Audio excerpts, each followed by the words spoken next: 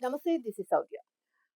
Trump White హౌస్‌లోనే ఉన్నాడు. కొడుకు పెళ్ళికి గూడా వెళ్ళకుండాను. అలాగే మరోపక్క ఇరాన్‌కి, అమెరికాకి సంబంధించి ఒక సంధనేది కుదిరే అవకాశాలున్నాయి. ఒక చర్చలనేవి జరుగుతూ ఉన్నాయి. మరి ఈ నేపథ్యంలోన ట్రంప్ వైట్ హౌస్‌లోనే ఉన్నాడు. ఇలాంటి టైంలో ట్రంప్ మీద కాల్పులు జరిగాయి అనంటూ గూడా ఒక వ్యక్తి అక్కడ హల్చల్ చేశాడు. కాల్పులు జరిగినియి. ప్రమాదంలో ఉన్న ట్రంపు లేదా కాల్పులు జరిగిన వ్యక్తి తీవ్ర గాయాల పాలై హాస్పిటల్‌కి తరలించారు. ఇలా రకరకాల వార్తలు వింటూ ఉన్నాం. అసలేం జరిగింది? ఏంటి పరిస్థితి? ట్రంప్ పరిస్థితి ఎట్లా ఉందసలు? సో, ఇవన్నీ మనం మాట్లాడదాం. మనతో పాటు సీనియర్ జర్నలిస్ట్ దమ్ము బాలాజీ గారున్నారు. సార్ నమస్తే సార్. నమస్తే. సార్ మన డైలీ అంటే తరచూ గూడా ట్రంప్ నాకు ప్రాణాపాయ పరిస్థితి ఉంది. నాకు ప్రమాదం ఉందని అంటూ ఉంటాడు. బట్ ఈ రోజు గూడా మళ్ళా ఇది ఐ థింక్ థర్డ్ టైమో, ఫోర్త్ టైమ్ ఆయన మీద హత్యాయత్నం జరగడం. సో, అసలు ఎవరు ఎందుకు కావాలని జేస్తున్నారా? లేకపోతే ట్రంపే ఇట్లా క్రియేట్ చేసి సింపతి గెయిన్ అవ్వాలనుకుంటున్నాడా? నాకు తెలిసి ట్రంప్ మీద జరిగినన్ని హత్యా ప్రయత్నాలు ఇంకే ప్రెసిడెంట్ మీద హ్మ్. జరగలేదు. సో, ఆయనకి అంటే మన దగ్గరున్న డేటా ప్రకారం దాదాపు ఇప్పటికే 5 సార్లు హ్మ్. మర్డర్ అటెంప్ట్స్ జరిగాయి. 2016 నుంచి ఇప్పటి వరకు. సో, అవి కాకుండా మర్డర్ ప్లాట్స్ అంటే లెటర్స్ రావడం, మర్డర్ ప్లాట్స్ బయటపడడం అలాంటివి కూడా జరిగాయన్నమాట.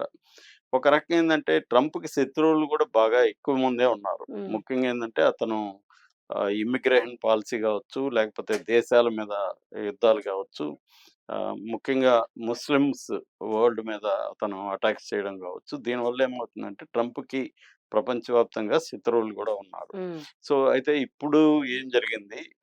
గతంలో ఎలాంటి హత్య ప్రయత్నాలు జరిగాయి? దీని వెనక ఇరాన్ ఉండే అవకాశం ఉందా?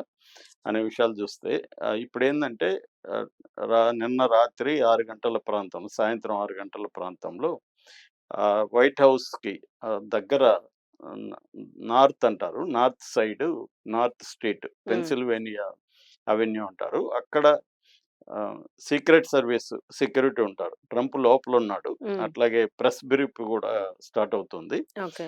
అందువల్ల జర్నలిస్టులు గూడా ఉన్నారు. ఆ టైంలో ఒక వ్యక్తి వచ్చి బ్యాగ్‌లో నుంచి గన్ను తీసి హ్మ్. ఈ సీక్రెట్ సర్వీస్ వాళ్ళ మీద కాల్పులు జరిపాడు. ఓకే. అయితే సీక్రెట్ సర్వీస్ వాళ్ళకి ఎవరికి కాల్పులు వల్ల ఎవరికేమి గాయాలు కాలేదు. కానీ అక్కడ విజిటర్స్ వస్తుంటారు గదా! వాళ్ళకి గాయాలయినాయి. హ్మ్.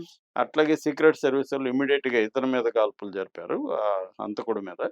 అతను సీరియస్‌గా గాయపడ్డారు. అక్కడ ఇమ్మీడియేట్‌గా అక్కడ ఆహ్, వైట్ హౌస్ దగ్గరలో ఉన్న ఒక మెడికల్ సెంటర్‌కి అతన్ని తీసుకెళ్లారు. అతను అక్కడ చనిపోయాడు. హ్మ్. సో, ఇది మిస్టీరియస్‌గా ఉంది. చాలా సార్లు మనం అంతకుముందు గూడా ఒకటి జెప్పుకున్నాం ఇలాగే. వాషింగ్టన్ డీసీలో ఒక హోటల్‌లో హ్మ్. జర్నలిస్టులు అందరూ ఉన్నప్పుడు ఒకడు దూసుకుపోతా ఉంటే సెక్యూరిటీ దగ్గర అవును. అతను కాల్పులు జరిపాడు. అంటే వాడు మెంటలోడైనా అయ్యుండాలి, లేకపోతే పరమ మూర్ఖుడైనా అయ్యుండాలి. ఎందుకంటే సెక్యూరిటీ వాళ్ళ మీద కాల్పులు జరిపితే వాళ్ళు కాల్పులు జరుపుతారని తెలీదా? అవును. మరి అలాంటి వాడు హత్య జేస్తాడా ఎవడైనా? హ్మ్. ఇప్పుడు ట్రంప్ లోపలున్నాడు. వీడెళ్లి గన్ను తీసి సెక్యూరిటోళ్ళ మీద కాల్పులు జరిపితే వాడికి తెలీదా? అంటే సూయిసైడ్ అన్నా చేసుకోవాలని వచ్చుండాలి. అతను అదే. హత్య చేయడానికైతే రాలేదు. అవును.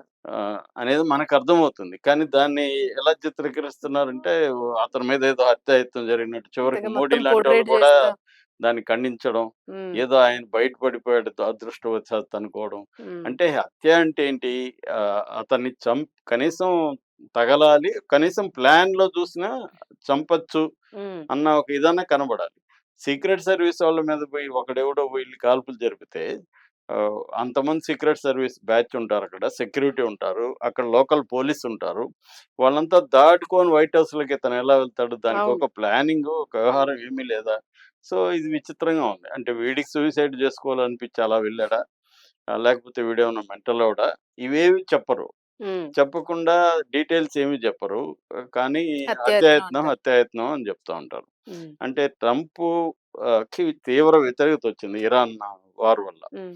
ఈ వ్యతిరేకత నుంచి అతను డైవర్ట్ చేసి తన మీద సింపతి కోసం ఇవి తనే జేయిస్తున్నాడనేది గూడా ఒక విమర్శ ఉంది. ఎందుకంటే మొన్న ఏప్రిల్‌లో జరిగిన 25, 26 నైట్ జరిగిన ఇది గూడా ఆహ్, వ దాన్నేమంటారు వైట్ హౌస్ కరస్పాండెంట్ డిన్నర్ జరుగుతున్నప్పుడు ఒకడెళ్లి సెక్యూరిటీ చెకింగ్‌లో వెళ్లి దాన్ని దాటుకోవడానికి పరిగెత్తాడు. అతని మీద కాల్పులు జరిపారు. హ్మ్. సో, అతను గూడా ఇప్పుడు జైల్‌లో ఉన్నాడు. అంతకుముందు మనం చూస్తే హిస్టరీ చూస్తే ఇతని మీద ఫస్టు 2016 జూన్ 18న లాస్ వెగాస్‌లో హ్మ్. క్యాంపెయిన్‌లో ఉన్నప్పుడు ఫస్ట్ జరిగింది. అతనొచ్చి స్టీవెన్ శాన్ఫోర్డ్ అని ఒక యూకే సిటిజన్. హ్మ్. అతనెందుకు ఇతని మీద కాల్పులు జరిపాడో ఇప్పటివరకు ఎవడు డీటెయిల్‌గా చెప్పలేదు. హ్మ్. అతనికి శిక్షేసి తర్వాత డిపోర్టేషన్ యూకేకి పంపించి అక్కడ జైల్‌లో పెట్టారు. రెండవది 2017 సెప్టెంబర్ 6 ప్రెసిడెంట్ విజిట్ గ్రెగరీ లీ అని ఒకడు కాల్పులు జరిపాడు. హ్మ్. సో, అది రెండవ అటెంప్ట్. మూడవ అటెంప్ట్ బట్లర్ అని ఒక పెన్సిల్వేనియాలో ఏరియా ఉంటది. అక్కడ క్యాంపెయిన్ 2024లో ఎన్నికల క్యాంపెయిన్ జరుగుతున్నప్పుడు జరిపారు. అది కొద్దిగా నమ్మబుల్‌గా ఉంది. అంటే ఎందుకంటే అతని చెవికి వెళ్ళింది. తగిలింది. అవును. కనీసం అటెంప్ట్ చేశాడు. దాన్నేమంటారు స్నైపర్ అంటారు హ్మ్. వాళ్ళని. అంటే లాంగ్ దీంట్లో ఉండి ఇది చేశాడు. అది కూడా ఏందంటే అంత ఇది జరిగినప్పుడు అతనికి జస్ట్ చెవికి మిస్ అయింది. అది కూడా అందరికి అంటే ఆశ్చర్యంగానే ఉండింది. సినిమాటిక్‌గా. సినిమాటిక్‌గా ఉంది. కనీసం దాన్ని నమ్మొచ్చు. హ్మ్. అట్‌లీస్ట్ అటెంప్ట్ చేయడానికి స్కోప్ ఉంది. హ్మ్.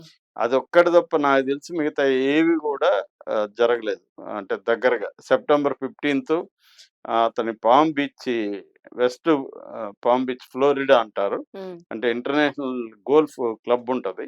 అక్కడెవడో వచ్చి పొదల్లో వచ్చి దాక్కొని వాడి కాల్పులు జరిపాడంట. హ్మ్. అది కూడా ఛాన్సే లేదు. హ్మ్. ట్రంప్‌ని దగ్గరగా కూడా లేదనమాట. అట్లాగే మొన్న చెప్పిన లాస్ట్ మంత్ ఇలాగా ఒక్కటి పెన్సిల్వేనియాలో జరిగిన ఒక్కటి తప్ప హ్మ్. మిగతా 4, 5 అటెంప్ట్స్ ఎక్కడ గూడా ఎవరికీ కామన్ సెన్స్‌తో చూసినప్పుడు ఇది ట్రంప్‌కి రీచ్ అయ్యే మెథడ్ ఏది గూడా కనపడలేదు. హ్మ్. సో, సెక్యూరిటీ మీద కాల్పులు జరపడం, లేకపోతే ఎక్కడో ఉండి కాల్పులు జరపడం అది జరుగుతోంది తప్ప, అసలు ట్రంప్‌కి హత్యాయత్నం చేయడానికొచ్చినట్టుగా ఎక్కడా నమ్మకం కలగలేదు. హ్మ్. కానీ వీళ్ళు పెద్ద బిల్డప్‌లు ఇస్తూ ఉన్నారు. ఇది ఎందుకు జరుగుతుంది పదే పదే ట్రంప్‌కన్నప్పుడు?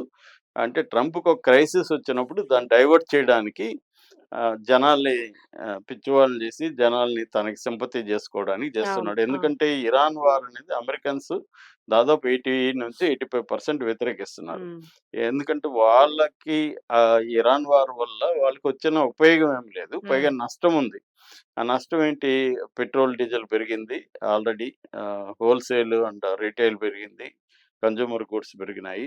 ఆహ్, దీనివల్ల వాళ్ళ లైఫ్స్ మరింత టఫ్ అయినాయి తప్ప హ్మ్. వాళ్ళకొచ్చిన ఉపయోగం లేదు. క్లియర్‌గా ఏందంటే ఇది ఇజ్రాయెల్ వారు. ఇజ్రాయెల్‌కి అవసరమైన వారు. దాంట్లోకి ట్రంప్ వెళ్ళిపోయాడు. ఇప్పుడు దాని నుంచి ఎలా బయటపడ్డాలో ట్రంప్‌కి అర్థం కావట్లేదు. హ్మ్. అందువల్ల ఈ మధ్య కాలంలోనే 2 అటెంప్ట్స్ జరిగాయి. అవును. 2026లోనే. లాస్ట్ మంత్ గూడా ఒకటి లాస్ట్ మంతే. జరిగింది. ఈ మంత్ మళ్ళా. ఇప్పుడొకటి. హ్మ్. అంటే దీన్ని డైవర్ట్ చేయడానికి, తన మీద వస్తున్న నెగటివిటీని కప్పిచ్చుకోవడానికి ట్రంప్ చేస్తున్న హ్మ్. తనే జయించుకుంటున్నాడనేది ప్రధానంగా ఉందనమాట.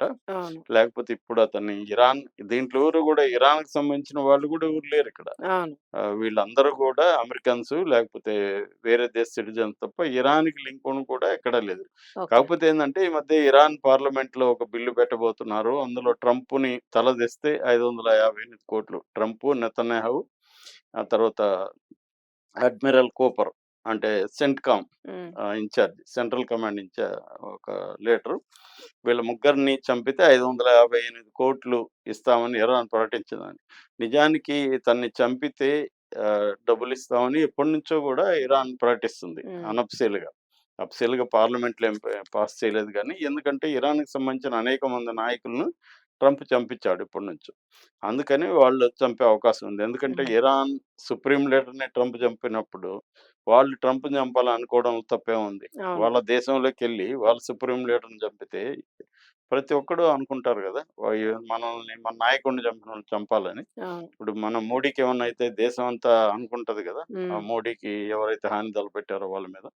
అలాగా ఇది ఉంటది గానీ, అది గూడా ఇక్కడైతే అటెంప్ట్స్‌లో అయితే ఎక్కడా కనపడలేదు. హ్మ్. అంటే ఆహ్, పెద్ద స్థాయి అటెంప్ట్ ఉండి దగ్గరగా చేయగలిగి ఫెయిల్ అవ్వాలి హ్మ్. హత్య అనేది. ఇదేదో ఎక్కడో అక్కడున్న సెక్యూరిటీ మీద కాల్పులు జరిగితే దాన్ని ఎట్లా హత్యాయత్నం అంటాం? అదేదో అది గూడా చూడండి. ఒక్కడే వెళ్లి షాపింగ్ మాల్‌కెళ్ళినప్పుడు పిల్లలు ఆడుకుంటుంటారు గదా! ఇట్లాగా. అదే. అదే. యుద్ధం. అట్లా ఉంది తప్ప సేమ్ అట్లనే అనిపిస్తుంటది అంటే ప్రతిసారి క్లియర్‌గా డ్రామా ఇతను చేసినప్పుడు. నవంబర్‌లో ఎన్నికలున్నాయి. వ్యతిరేకత పెరుగుతుంది. హ్మ్. ఇరాన్ వార్ నుంచి ఎలా బయటపడాలో తెలియట్లేదు. ఒక రెస్పెక్ట్‌ఫుల్‌గా హ్మ్. ఇరాన్ అనుకున్నట్టు కాలబెరనికి రావట్లేదు.